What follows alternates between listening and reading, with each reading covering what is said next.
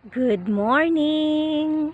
Dahil spring na, ayan yung ating mga bulaklak dyan. Tsaka yung ating spring onions, nagbulaklak na talaga siya guys. Ayan oh. Magiging binhi na naman siya.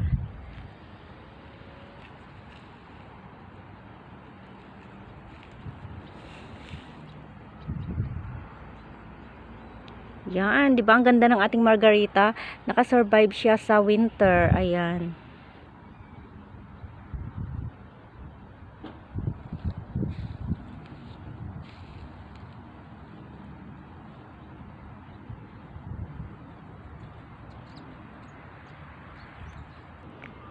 So, yung ating rosemary guys, ang ganda talaga ng tubo niya. Ayan, oh, ang ganda-ganda nung kanyang tubo.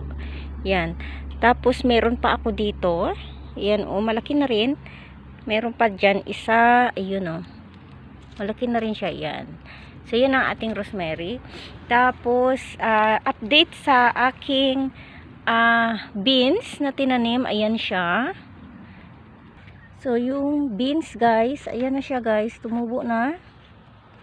Buhay na siya.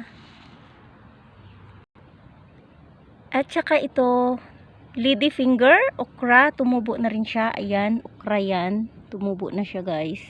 Dami nang tumutubo dito. Tapos ito yung mga maliliit na to. Ayan, mga margarita, yan siya. Ayan oh, yan.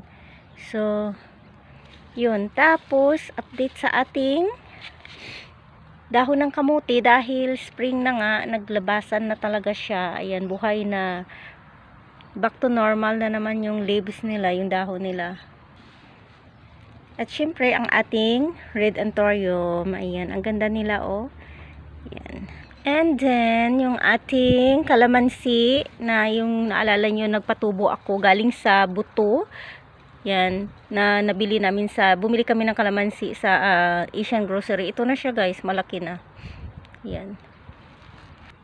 And ang ating tanglad, dahil nga spring na, yan, naglabasan na yung kanilang mga bagong dahon. Yan, kasi halos mamatay talaga sila nung winter. Ayan siya guys. Kamatis natin dito, ayan, nagbulaklak na yung ating kamatis. Ayan siya. Ayan.